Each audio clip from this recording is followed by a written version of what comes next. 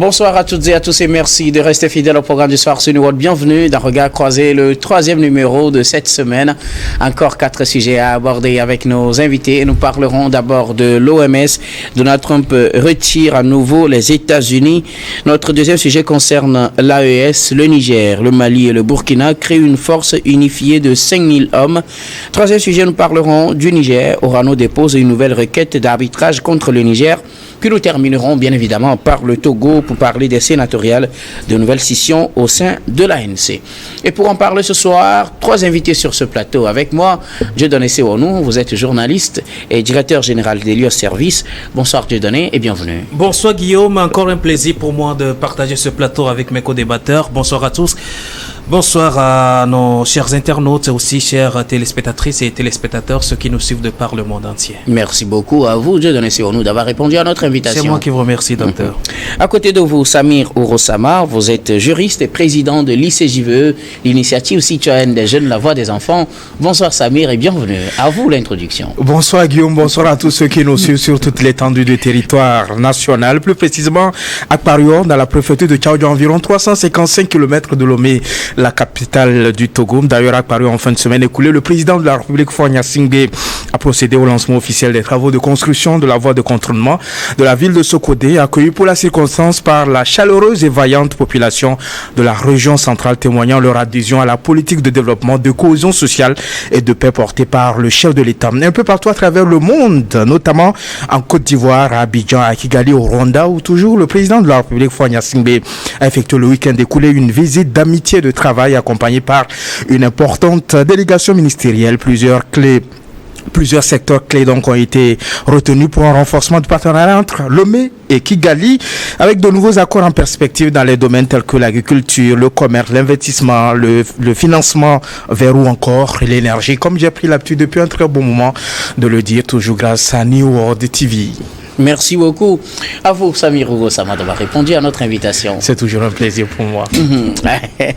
Notre troisième invité ce soir, Firmin Teko Agbo, vous êtes chroniqueur politique, journaliste bien sûr, chroniqueur politique également, directeur du Centre de recherche de géopolitique internationale qui porte votre nom. Bonsoir Firmin Teko Agbo et bienvenue. Bonsoir Guillaume Hom, merci de m'avoir invité. Merci beaucoup à vous tous d'avoir répondu à notre invitation. Avec vous, nous allons aborder notre premier sujet. Nous parlons des États-Unis. On prend donc la direction des États-Unis pour parler de l'OMS et de ce retrait annoncé par Donald Trump, le nouveau président américain. Quelques heures après son investiture, a signé un certain nombre de décrets, parmi lesquels celui retirant les États-Unis de l'Organisation mondiale de la santé. Le président américain estime que l'OMS nous a escroqués. Il accuse donc comme cela, et il est en signant ce décret, quelques heures après son investiture, il demande aux agences américaines, aux agences fédérales de suspendre les transferts futurs de fonds de soutien aux ressources du gouvernement américain à l'OMS et d'identifier dans la foulée des organisations qui peuvent faire le travail que fait l'OMS pour les financer au lieu de financer directement l'OMS. Une décision qui n'est pas vraiment bien appréciée au niveau de l'OMS. Le directeur général de l'Organisation mondiale de la santé a regretté une telle position, espère engager un dialogue avec les États-Unis afin de revoir leur position pour que les États-Unis ne se retirent pas de l'Organisation mondiale de la santé. C'était une promesse, il s'était engagé déjà dans cette voie lors de son premier mandat. Le président américain Donald Trump, après avoir pris le pouvoir, est revenu sur sa logique, se retirer de l'Organisation mondiale de la santé, qui pour lui est une escroquerie, Firmin. Non, il faut juste retenir 2 choses. La première chose qu'il faut retenir, c'est que Donald Trump, c'est un homme d'affaires. Quand il veut diriger les États-Unis comme son entreprise, c'est ce qui était, c'est ce qu'on avait compris lors de son premier mandat. Les hommes d'affaires, quand ils investissent tout de suite, ils veulent avoir des gains tout de suite, même si c'est pas maintenant, c'est des années à venir, les gains doivent être beaucoup plus visibles. Donc c'est pour cela qu'il se dit, quand il est arrivé à la tête des États-Unis, il se dit les États-Unis injectent beaucoup d'argent dans plusieurs organisations. Les États-Unis aident l'Europe, les États-Unis envoient de l'argent à certaines nécessiteux. L'Europe, par exemple, dont la sécurité est assurée par les États-Unis, se dit, mais les États-Unis n'ont pas besoin de tout ça. De tout ça. Donc, la meilleure des choses, c'est de retirer les États-Unis d'un certain nombre d'organisations. N'oubliez pas l'histoire de l'OTAN. Donc, la même chose aussi au niveau de l'OMS. Il se dit, les États-Unis injectent beaucoup d'argent dans l'Organisation mondiale de la santé. Alors, pourquoi continuer? Pourquoi les Européens ne pourraient pas, par exemple, injecter assez d'argent, autant d'argent comme les États-Unis? Donc, parce qu'ils se disent que les États-Unis injectent de l'argent, mais il n'y a pas de retour possible. Alors, c'est là où ils se trompent. La deuxième chose, c'est qu'il faut reconnaître que Donald Trump est contre la politique de l'establishment. Il se dit que c'est pas bien qu'un groupe d'individus ou qu'un groupe d'individus ça sert quelque part dans une salle décide de l'avenir du monde. Donc, la meilleure des choses, c'est de se retirer de ce groupe parce qu'il se dit qu'il n'a pas confiance en ce groupe. Et on a vu un peu ce qu'est l'OMS, par rapport à Covid, ce qu'est l'OMS. Par rapport à l'évolution du monde, l'OMS, l'OTAN et l'accord de Paris, il se dit, mais c'est-à-dire, c'est un groupe d'individus qui décide de l'avenir du monde. Ce groupe n'est pas fiable. Et l'autre, à ce point, à ce niveau, il faut comprendre que Donald Trump, il est trop chrétien. Il est chrétien. Il ne peut pas comprendre que des gens décident de l'avenir du monde et que, en réalité, ce qu'ils décident ne soit pas en accord avec la Bible dit. Alors, quand on le prend comme ça, Donald Trump, il n'est pas d'accord avec ce qui se fait au niveau de l'OMS. Objectivement, je ne sais pas ce que vous en pensez, mais l'OMS, c'est l'Organisation mondiale de la santé. C'est cette organisation qui lutte contre les différentes maladies dans le monde, les différentes pandémies qui secouent le monde, sauf que Donald Trump ne voit pas la chose de la même manière. On a un exemple très palpable, la crise Covid. Au moment où il était encore président des États-Unis, on a vu sa position sur cette affaire. Il est plutôt de ceux qui pensent que ceux qui ont développé ce qu'on appelle la thèse complotiste.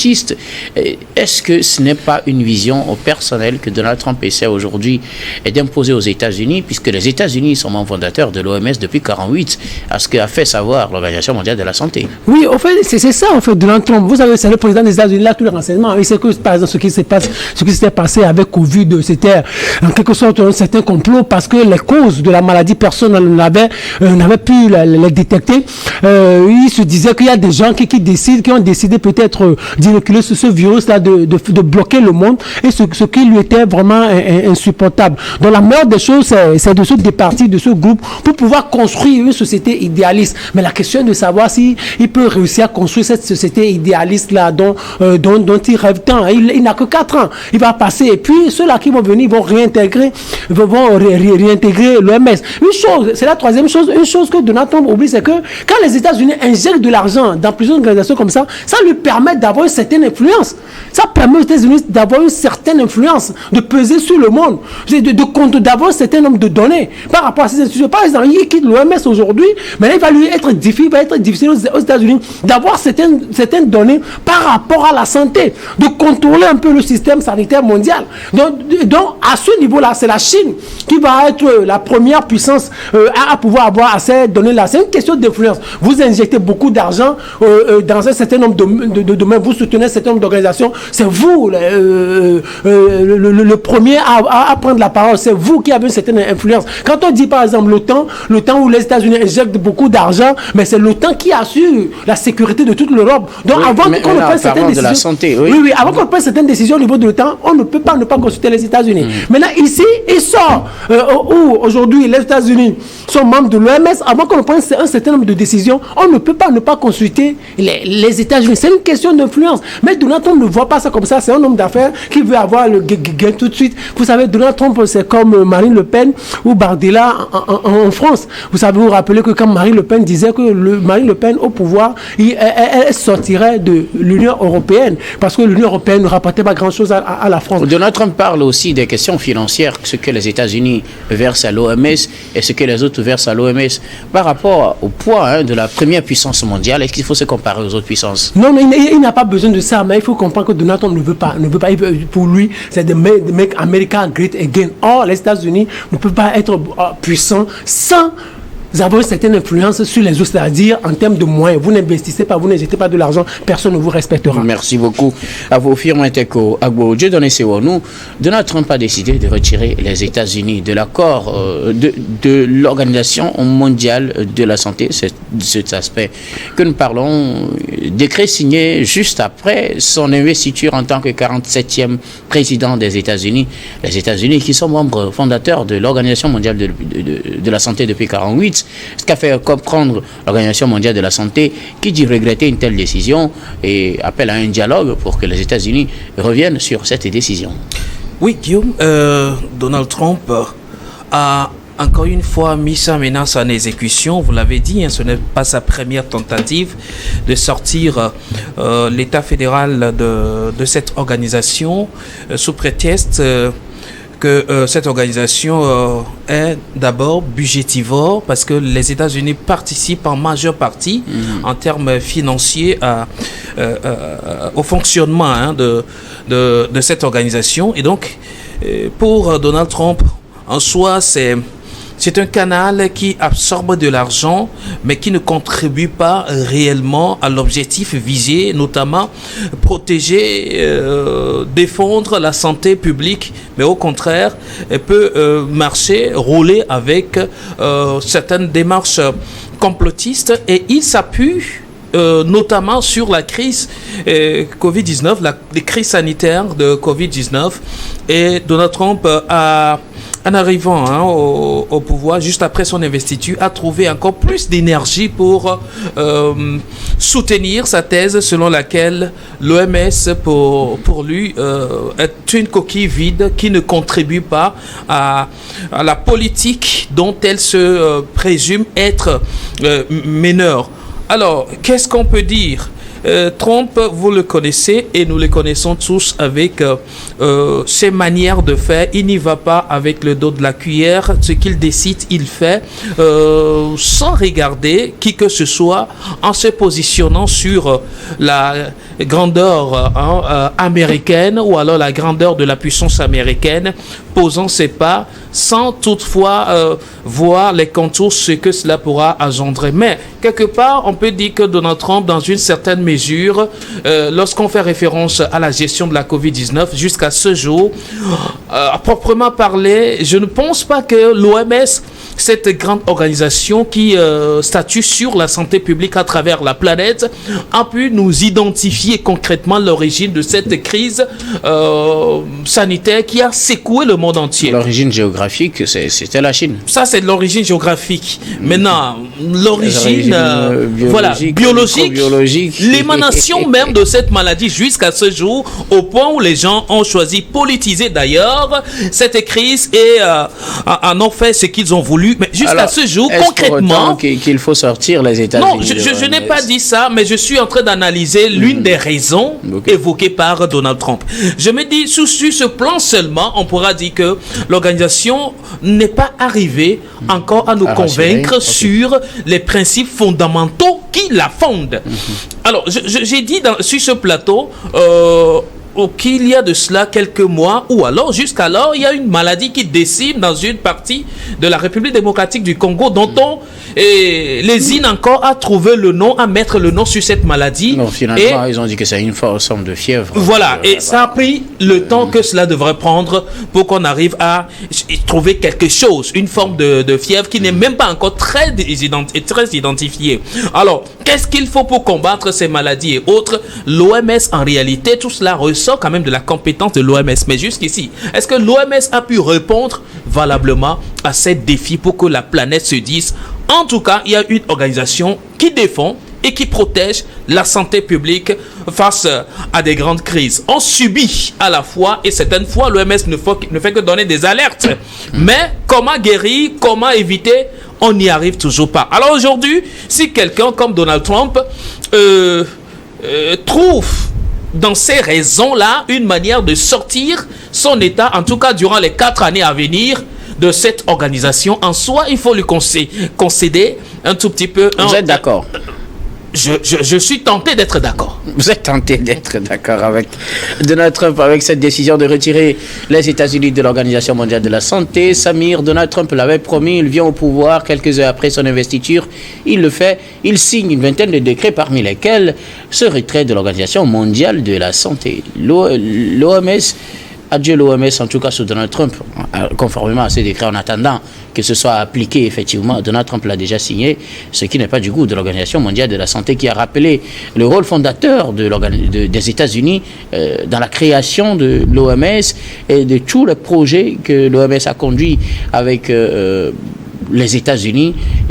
L'OMS ou son directeur général espère quand même qu'avec les négociations qui seront bientôt lancées, les États-Unis pourront revenir à de meilleurs sentiments par rapport à cette décision de se retirer de l'organisation. Ben écoutez Guillaume, au-delà des raisons officielles qui ont été avancées pour justifier d'ailleurs cette décision prise par le président Donald Trump, je pense qu'il faut retenir un certain nombre de choses. La première des choses, c'est que le président Donald Trump a été élu sur la base d'un programme, sur la base des promesses électorales. Et parmi ces promesses électorales, il y a cet engagement qu'il a pris de pouvoir retirer donc le pays de plusieurs accords, de plusieurs organisations, notamment de l'Organisation mondiale de la santé. Ça, c'est la première raison. La deuxième raison, c'est que quand vous prenez les conditions dans lesquelles Donald Trump a terminé la dernière année de son premier mandat, vous vous rendrez compte que le monsieur n'a pas digéré cette situation qui l'a coûté donc d'être réélu véritablement face aux démocrates. Donc, en quelque sorte, il n'a pas digéré cela et il a voulu absolument la question de la gestion de la COVID-19 lui a créé énormément de problèmes au sein de l'électorat. Il a banalisé d'ailleurs cette pandémie à l'époque véritablement. Et après, ne devrait-il pas plutôt s'en prendre lui-même d'avoir banalisé cette pandémie et peut-être que cela lui a coûté son électorat. Mais vous savez que même à l'époque, même dans cette histoire de banalisation, il y avait une grande partie donc des Américains qui croyaient véritablement à cette conception-là donc par Donald Trump. Mais écoutez, je pense que les raisons principales à avancer, et vous savez que il y a une confrontation traditionnelle entre les États-Unis et puis la Chine. Donald Trump estime qu'il n'est pas concevable que les États-Unis déboursent à peu près 500 millions de dollars donc par année, tandis que la Chine contribue à hauteur de 39 millions. Donc il y a un écart entre ces deux grands du monde, parce que la Chine tient tête donc aux États-Unis, mais ce que le président américain oublie, c'est que le dollar est une arme puissante au plan international. Le yuan ne représente pas grand-chose véritablement en termes d'échanges commerciaux. La deuxième raison, Donald Trump estime que l'OMS n'a pas su véritablement gérer. Donc il y a une certaine mauvaise gestion de la pandémie de Covid-19 et aussi l'incapacité de l'organisation à adopter des réformes urgentes nécessaires. Parce que vous savez que l'Organisation mondiale de la santé ne se trouve pas sur le sol américain. L'Organisation mondiale de la santé a son siège donc au niveau de Genève en Suisse. Donc quand vous avez une organisation des Nations Unies qui échappe véritablement au contrôle des Américains, vous comprenez qu'il y a une certaine réticence donc des dirigeants américains, notamment du bloc républicain. Je pense que la plupart des acteurs de la santé, même ceux qui animent l'Organisation mondiale de la santé, notamment son premier responsable, a regretté cette décision donc du gouvernement américain, a estimé que peut-être que cela va permettre donc au gouvernement de revoir sa copie et engager une certaine discussion pour permettre donc de sauver cette contribution américaine qui est assez importante parce qu'elle contribue par exemple à l'éradication de la poliomyélite, les services de santé, de nutrition et les maladies évitables par la vaccination, notamment le fonds d'intervention d'urgence créé en 2015. Et vous savez que la plupart des questions de planning familial, de maladies tropicales, notamment les maladies infectieuses par exemple, le sida, la tuberculose, le paludisme, c'est l'Afrique qui bénéficie évidemment de ces différents programmes-là, notamment une partie donc de l'Asie. Donc je pense que cela va porter un coup dur au niveau de l'Afrique, notamment par rapport à un certain nombre de programmes et aussi des progrès qui ont été enregistrés au cours de ces 5-10 dernières années en termes de lutte contre un certain nombre de maladies. Je pense que c'est une décision assez souveraine véritablement, parce qu'en réalité c'est l'argent du contribuable américain, mais cela n'avantage pas la plupart des pays membres, parce qu'il faut le rappeler, l'Organisation mondiale de la santé est composée de la plupart des pays, on parle à peu près de 194 pays membres de l'Organisation mondiale de la santé, et cela ne va pas permettre véritablement d'avancer. J'ose espérer, on nourrit l'espoir que les États-Unis, en contrepartie de certains engagements donc de l'Organisation mondiale de la santé, va revoir sa copie et continuer à accompagner toutes les activités de l'OMS. Merci beaucoup à vous tous pour vos contributions. Nous allons marquer la première pause, puis on reviendra tout à l'heure pour la suite de cette émission.